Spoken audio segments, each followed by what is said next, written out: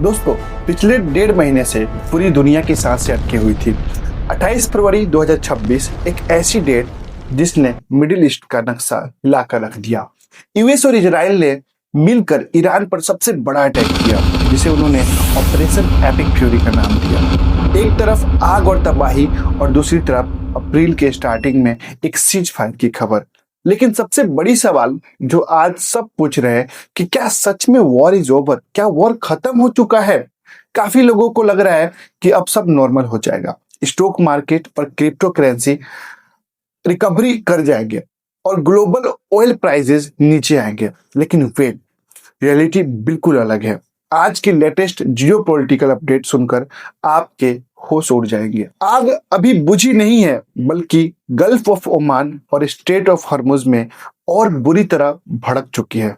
तो चलिए डिटेल में समझते हैं कि आखिर ग्राउंड जीरो पर इस वक्त चल क्या रहा है और इसका सीधा असर ग्लोबल इकोनॉमी पर क्या होने वाला है।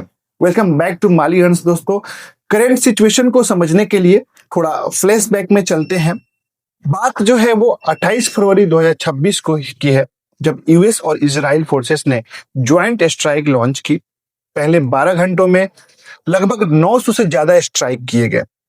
उनका मेन टारगेट था Iranian nuclear facility, air defence और सबसे बड़ा झटका था assassination of Iran supreme leader Ali Khamenei. ये कोई छोटा बॉर्डर क्लैश नहीं था, it was a very full blown वार।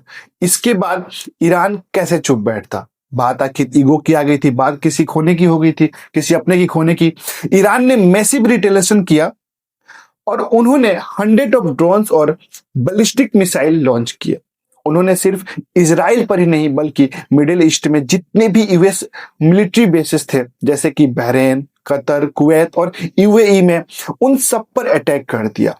पूरा वेस्ट एशिया एक वार जोन बन गया था। लेकिन इस लड़ाई का सबसे खतरनाक वेपन मिसाइल नहीं, बल्कि एक समुद्री रास्ता था, द स्ट्रेट ऑफ हॉर्मुज। ये वो नैरो वाटरवे है जहां से पूरी दुनिया का 20% क्रूड ऑयल पास होता है। ईरान ने गुस्से में आकर इस रास्ते को कंप्लीटली ब्लॉक कर दिया। अब आप खुद सोचिए, जब दुनिया की ऑयल सप्लाई लाइन ही कट जाएगी तो क्या होगा? Global crude oil prices rocket की तरह ऊपर गए।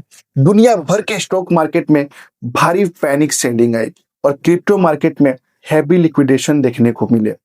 अगर आप क्रिप्टो में, स्टॉक मार्केट में एक्टिवली इन्वेस्ट ट्रेड करते हैं तो आपने पिछले 2 महीने का वो डार्कनेस क्रेज जरूर देखा होगा।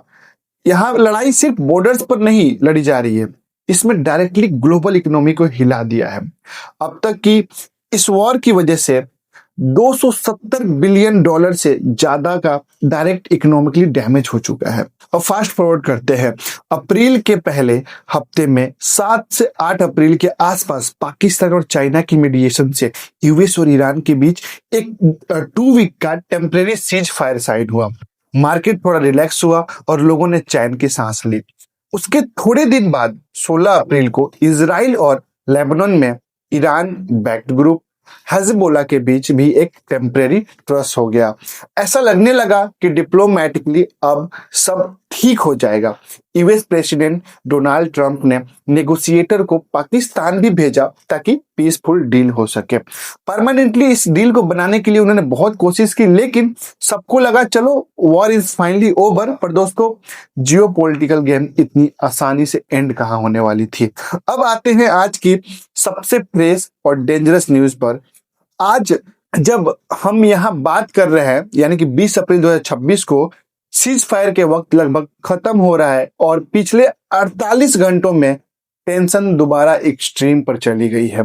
हुआ ये कि 19 अप्रैल को यूएस डिस्ट्रॉयर नेवल शिप ने गल्फ ऑफ ओमान में एक ईरानियन फ्लैग कार्गो शिप पर फायर किया, उसे सीज भी कर लिया। यूएस का कहना है कि वो शिप उनके नेवल ब्लॉकेट को जो कि बाईपास करने की कोशिश कर रहा था। इस इंसिडेंट ने बची कुची शांति को भी भंग कर दिया।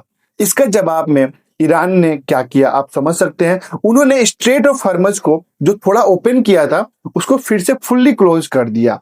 यहां तक कि इंडिया आने वाली शिप को भी वहां पे रोक लिया गया, जिस पर इंडियन फॉरेन मिनिस्ट्री ने डीपली कंसर्न भी मतलब जताया हुआ है अपना।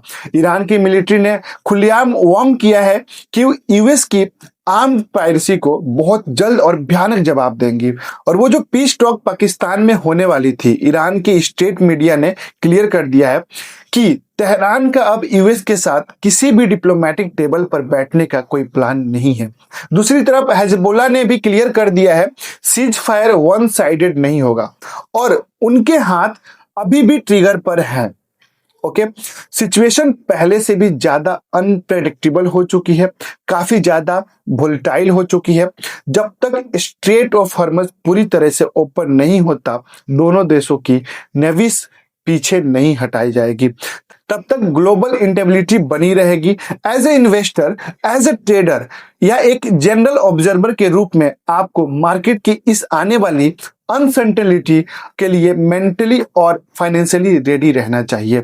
आपके इन सारी जियोपॉलिटिकल सिचुएशन पर क्या ओपिनियन है? क्या आपको लगता है कि ये एक फुल स्केल वर्ल्ड वार बन सकती है या फिर कोई मिडिल ग्राउंड निकल के आएगी? मुझे नीचे कमेंट्स में अपने होनेस्ट ओपिनियन जरूर बताना दोस्तों। तो दोस्तों, अगर आपको इस कन्फ्लिक्ट और इसके इकोनॉमिकल इंपैक्ट्स की ये डिटेल अपडेट पसंद आई तो वीडियो को लाइक जरूर करना और दोस्तों के साथ शेयर करना तो बिल्कुल मत भूलना। और हाँ, आगे की कोई भी फाइनेंशियल और ग्लोबल अपडेट मिस ना हो, इसके लिए आप मार्ली अर्न्स यूट्यूब चैनल को सब्सक्राइब करके बेल आइकन को जरूर प्रेस कर दे। मिलते हैं आपसे अगली वीडियो में, तब तक के लिए स्टे सेफ, स्टे इन्फॉर्म। जय हिंद दोस्तों।